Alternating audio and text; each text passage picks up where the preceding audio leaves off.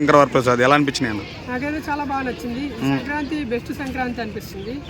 అంటే 2026 సంక్రాంతి మనకి 15వ తారీఖు కాదు 9వ తారీఖే వచ్చింది ప్రభాస్ గారితో.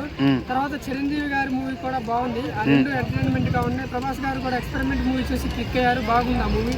అది కాక నవీన్ పోలిశెట్టి గారిది కావచ్చు, ఇంకా రవితేజ గారిది కావచ్చు, 4 మూవీస్ బాగున్నాయి. మేమైతే అన్ని కవర్ చేసాము. బాగా ఎంటర్టైన్మెంట్ ఉంది. మన శంకర ప్రసాద్ గురించి ఏం చెప్తావు అన్న? మనశంకర్ వరప్రసాద్ అంటే అది ఒక ఫ్యామిలీ గురించి.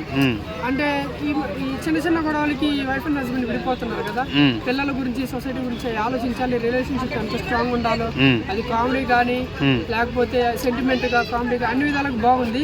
తర్వాత సెకండ్ హాఫ్ లో వెంకటేష్ గారు ఎంట్రీ ఉంది. ఆయన ఇచ్చిన కానీ ఇంకా హైప్ ఇంకా బాగుంది. అంటే వాళ్ళ ఇద్దరు కలిసి ఒక సాంగ్ కి డాన్స్ చేశారు. వాళ్ళిద్దరిది ఎంటర్టైన్మెంట్ అంటే డాన్స్ కానీ లేకపోతే కామెడీ కానీ బాగుంది.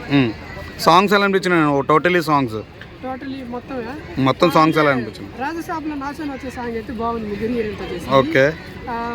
మనశంకర వరప్రసాద్ దాంట్లోనేమో వెంకటేష్ గారు చిరంజీవి గారు చేసింది ఒకటి స్టెప్ ఒకటి, అది బాగుంది.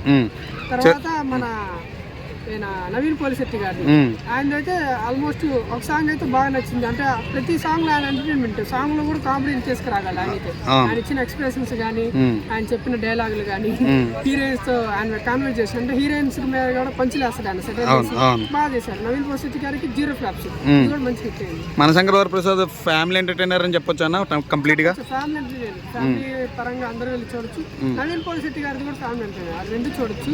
ప్రభాస్ గారు వచ్చేసి యూత్ ఎక్కువ మంది వెళ్ళొచ్చు, బాగుంటుంది. దానికి పాన్ ఇండియా పరంగా ఫాలోవర్స్ ఉన్నారు కాబట్టి ఆయన దానికి కూడా బాగా వెళ్ళొచ్చు. కానీ మనశంకర వరప్రసాద్ నవీన్ పోలిశెట్టి గారి మటుకు ఫ్యామిలీ వరకు వెళ్ళి చూడొచ్చు. రవితేజ గారి సినిమా గురించి ఏం చెప్తారు? అది కూడా రిలీజ్ అయింది. అది కూడా బాగానే ఉంది, కాకపోతే ఎక్కువ బాగుంది ప్రభాస్ గారిది, చిరంజీవి గారిది, నవీన్ పోలిశెట్టి అయితే బాగా నచ్చాను. నారీ నారీ నడమురారి అని కూడా మనోడు వచ్చాడు కదా, అవునవును, అది కూడా ఓకేనా? ఓకే, కానీ ఈ మూడు అయితే నాకు బాగా నచ్చాయి. చిరంజీవి గారు ఫాదర్ సెంటిమెంట్ బాగా పండించాడు అన్నారు, మీరేమంటారు? బాగా పండించారు. అంటే ఆయనకి ఇదేం ఫస్ట్ మూవీ కాదు, డాడీ మూవీ చేశాడు, ఆల్రెడీ మూవీస్ చేశాడు. ఫాదర్ సెంటిమెంట్ కొత్త కాదు, కాబట్టి ఇందులో ఏంటంటే ఎంటర్టైన్మెంట్ కామెడీ బాగా చేశారు. ప్లస్ లాస్ట్ లో ఆ సెంటిమెంట్ ఏదైతే ఉందో అది బాగా మాకు టచ్ అయింది.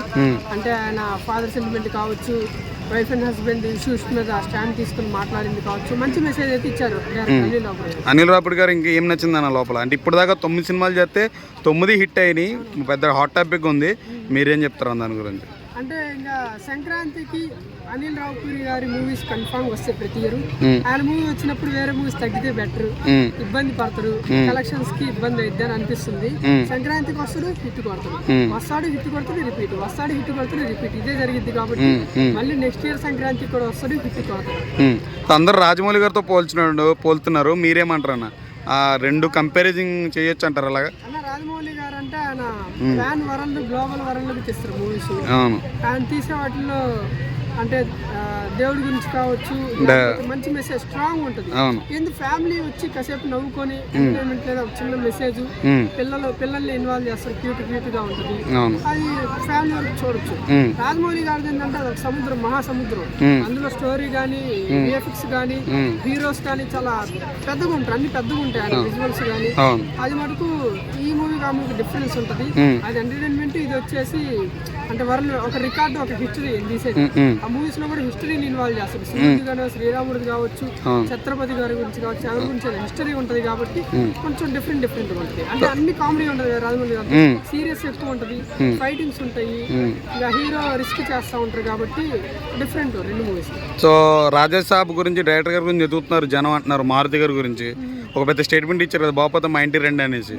సో ఏ కాన్ఫిడెన్స్ ఇచ్చాడు అంటే ఎందుకంటారు? అది ఏమన్నా అంటే జనాలు తీసుకోలేకపోయారు ఆ సినిమాని ఏమన్నా రాజసాబ్ని? పర్లేదులే కానీ, కాకపోతే అట్లా చెప్పేసరికి ఖచ్చితంగా హిట్ అయ్యింది, పెద్ద హిట్ అయిద్దని ఆలోచించారు. ఆయన చెప్పిన దానికి కొంచెం బాగుంది కానీ అంచనాలు లేవంటావా? అంచనాకి లేదు. మరి ఆయన ఏ డేర్ తో చెప్పిండో మరి అది హైప్ పెంచుదాం అని చెప్పాడే అనిపిస్తుంది.